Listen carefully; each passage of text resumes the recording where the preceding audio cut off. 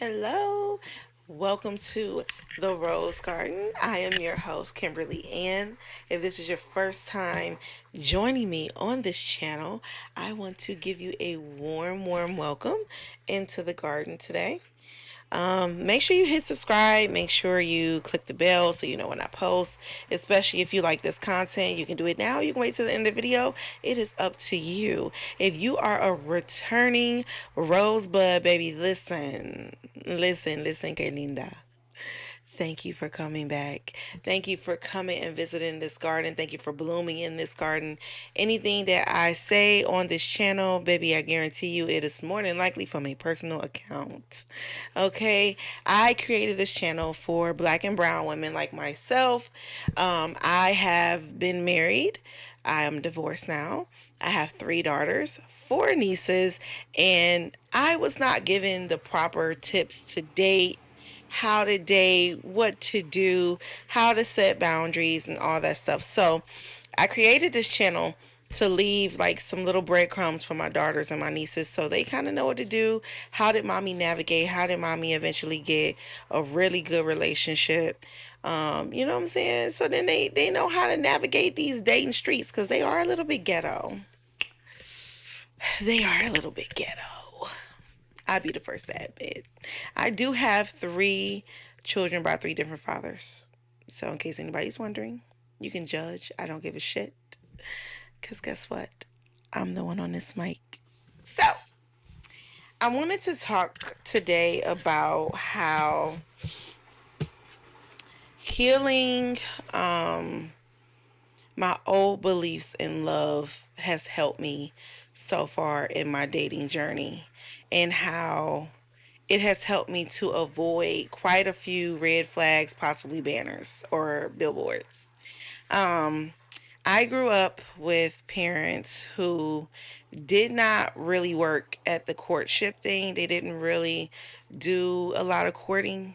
Um, my mom just accepted my dad and ran with it through the trials and tribulations and a lot of the drama and shit that came with it. Um, they say they are happily married. I believe them because they've stuck it out this long and been together this long. However, I do understand they come from an old way of thinking where um, once you get married, you stick together no matter what, no matter how hard it was. And I have seen some of their arguments. My God, it would have been enough for me to walk away.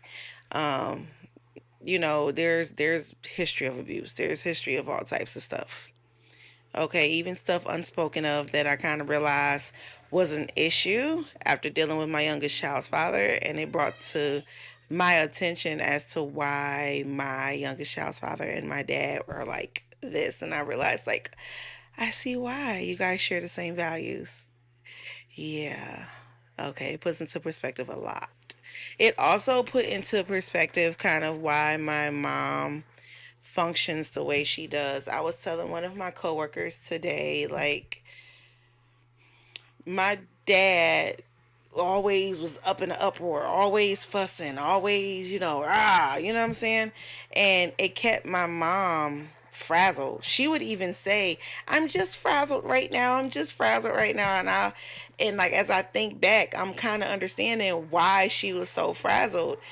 And I'm not, anybody that sees this, I'm not downing my parents or anything. I mean, my brother and I turned out good. You get what I'm saying? However, we did not grow up with the proper equipment we needed to navigate these dating marriage streets, because my brother is married too. We both have our issues. We're not perfect, and I'm not saying that I'm perfect, or else I wouldn't be making this video right now. So, um, I had come to realize my mom was or is an anxious attachment, and I was able to identify where in my relationships I literally was on this hustle bustle go kind of mentality, um trying to make sure that the men in my life knew, like, I got you, I could do whatever you need, da da da da, because that's what my mom did. And like I said, I'm not down in my mom. I'm not saying she's less of a woman or any of that. because what has worked for her clearly has worked because she's been with my dad for 30, almost 40 years now. Okay. But like I said, I'm just thinking back into different things that I've noticed that she was saying and doing, and I'm like, my God, I see where I got it from.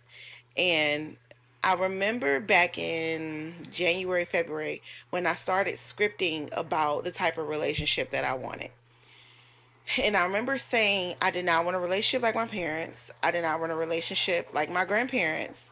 There was a couple that lived across the street from my grandma and my grandpa when my mom was growing up off Harvard, off Dockley.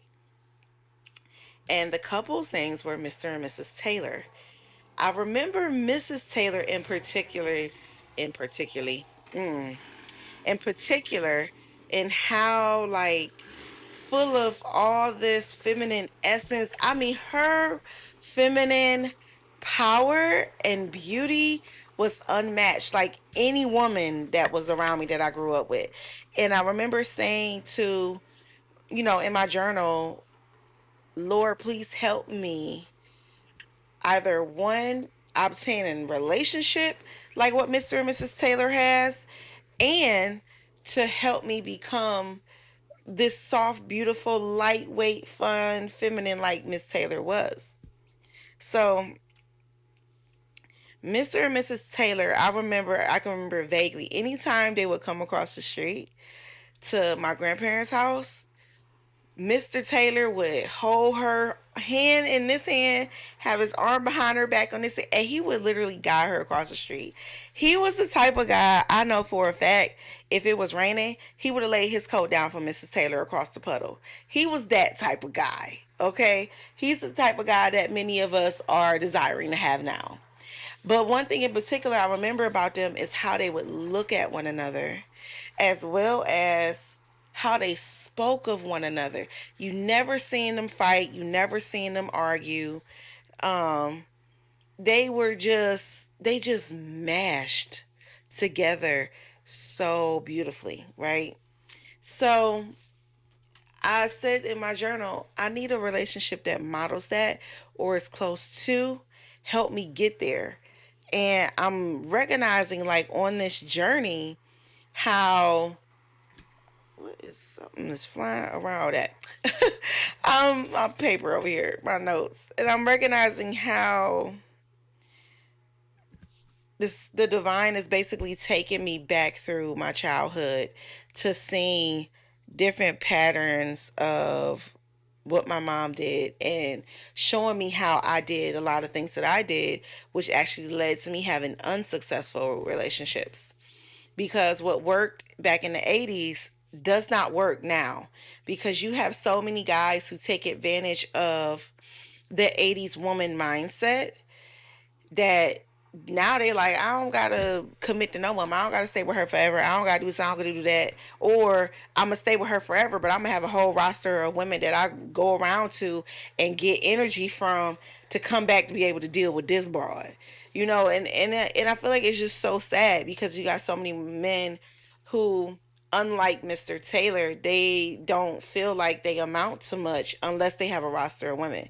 When I tell you Mr. Taylor was he was a one woman man. That man he was the perfect gentleman. Like, I wish he was around. Now, I know he passed away. I'm not sure if Mrs. Taylor is gone or not, but I truly loved their relationship. And it's so crazy how out of my entire childhood, how God allowed me to remember that couple in particular.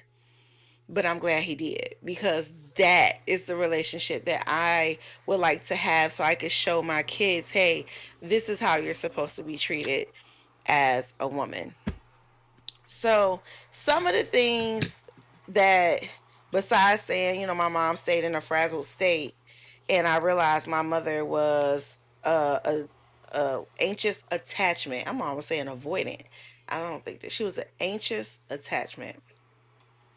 And hold on, I'm hearing stuff. I'm hearing stuff. So then I was realizing, like, she really was loving in fear. She really couldn't just relax and just be in love. I don't know if y'all get what I'm saying. If you don't, whatever, move on to another channel. I don't give a crap. But this is like I said, this channel is my personal accounts, my personal breakthroughs that I'm finding and revelations. So if you relate to it, great, give me a thumbs up. If you don't, move the hell on. But I was realizing how she literally was living in a place of fear. But what I did realize is how they're able to connect is they both were like trying to prove things through the entire duration of their marriage that I lived in the same house with them. My mom was trying to prove to my dad she was the one for him their whole marriage. Like, I got your back, I got this, I got that. But my dad will also do a lot of threatening. And he would say, I could leave, I could do this, I could da da da da da. So they were each other's poison. Then you had on my dad's side, because my mom's family didn't like him. Now I'm kind of realizing stuff, I kind of see why. Um, he was trying to prove to her family why he should be her husband. And it was an ongoing thing. I mean, my mom's parents are dead and gone, and he still be talking about that crap to this day. We talking about 35-year-old beef. Literally 35-year-old, if not longer than that, honestly.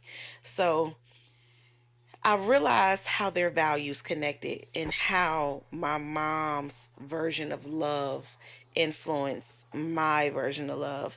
So I'm gonna show you. See, I'm gonna tell you how it related to me and how I was doing now. Well, not now, but in the past. So I one became kind of a jealous person, and that was because of my dad. My dad was a very jealous man. He used to get jealous of the different men that would come into my mom's shop to get hit their clothes done. He would always accuse my mom of flirting with this, that, and the other. And you know what they say? When they accusing you of doing XYZ, they already done it or is doing it. But we won't go there. Then um I caught myself being jealous of people exes. Like, why were they with that person? Why? How can I be better than that? I caught myself competing too much. Um, and when I woke up and realized that I was doing that, when I tell you I cut that crap off immediately, and it was so cut off to the point that I cut the person off too, because it's like, no, because honestly, I know you as a man felt what I was doing. You could have been like, listen, I'm not worried about you. You good. That's the past, babe. You got it. You know, I didn't date leaders at all. I was always trying to lead the relationship. I remember when I got with my ex-husband and we got engaged, and a lot of my mom's friends would be like, babe, you got to let him lead. I did not realize how important that was until now. If I had have let him lead our relationship, I guarantee you we would have never got married, because I would have realized he couldn't lead and I would have walked sooner. Because what happened was I realized he couldn't lead closer to the end of our 5 year long marriage. I was like, I'm the man of my house. Like, I'm solving problems, fixing bathrooms, and doing things that a man should be problem solving and doing. You get what I'm saying? So my dad was a major leader. He was always do, do, do. That was one great thing about my dad. Need something done, he got it done. However, what my dad would do, which later affected me, and I'll tell you how he would turn around and throw it in your face. That's like the easiest and the nicest way I can put it. It would be, if it wasn't for me, you wouldn't XYZ, this, that, and the other. You wouldn't have had none of this. Where would y'all be without me? Da-da. And that, oh, you said, like nails on a chalkboard. Literally, like nails on the chalkboard. My whole soul. And my mom would just be like, yeah, babe, yeah. Even though I remember one time my dad and we were supposed to go father-daughter shopping, grocery shopping. It just was supposed to be me and him. The car ride did not last long, because when my dad got in the car, he was fussing about my mom spending some type of money or something, and she always effing stuff up. She just stupid. Da, da, da, da, da. And I looked at him and I said, I'm sorry. He's like, she wouldn't be nowhere if it wasn't for me. Da, da, da, da. And I said, Dad, do you know how many times I've watched my mother save your ass from dumb shit? I've watched her as a child save you without you even knowing. Don't talk about my mama like that. We literally fell out, y'all.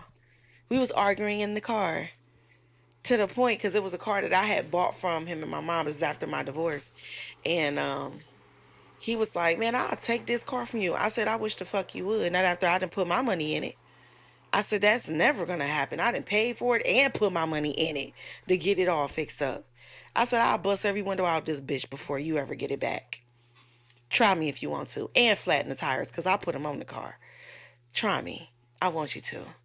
I said, "But I'm gonna tell you right now, you're not about to ride in my car and down my mama like that." And she done so fucking much. I mean, I done seen my mother bust her ass to run my daddy business while he at work or wherever the fuck he was.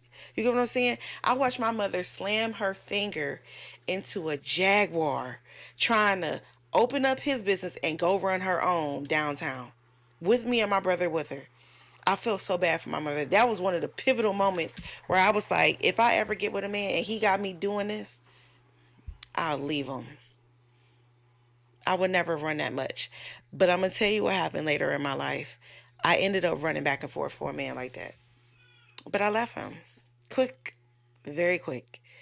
Because I was like, I don't want to be stressed like this. I'm not. And I tell every man I get with, the only thing you will compete with is my peace. So if you challenge it, I have to leave you. I have to leave you if you challenge it. So dealing with my dad, I saw, when he would throw stuff back up in the face, I caught myself kind of doing the same thing where I'm like, I would, especially with my ex-husband, I would say like, "Baby, you never knew how to do any of that until I showed you."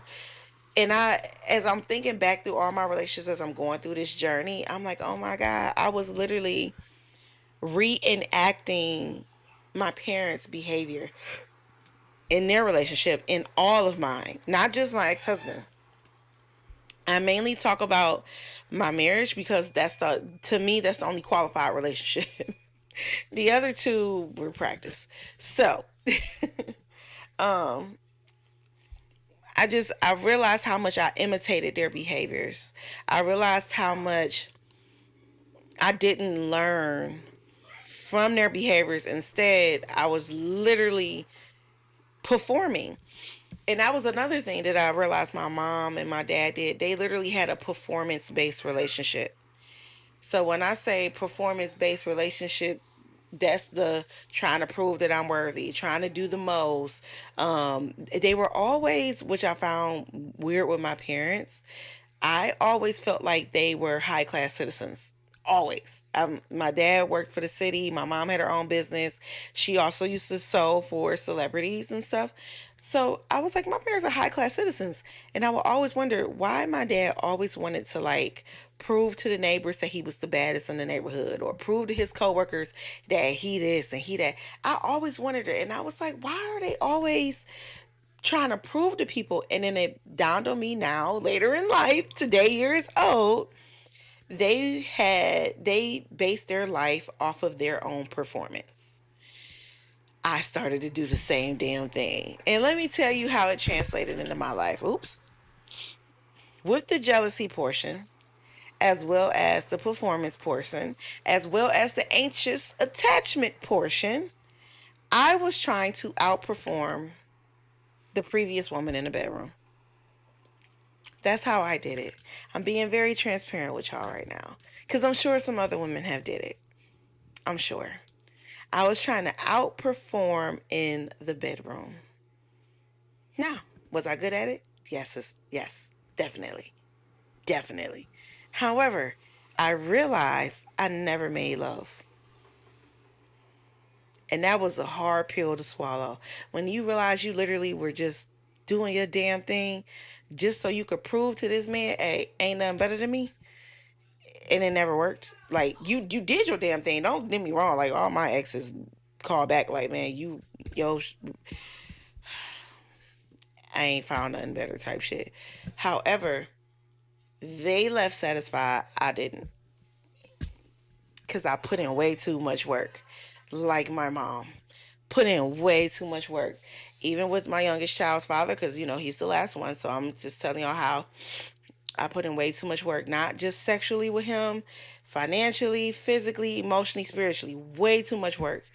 And when I came to that conclusion, I shut that crap down so fast, reevaluated myself, my patterns, my habits, and it led me to literally writing all of this on where it all stemmed from.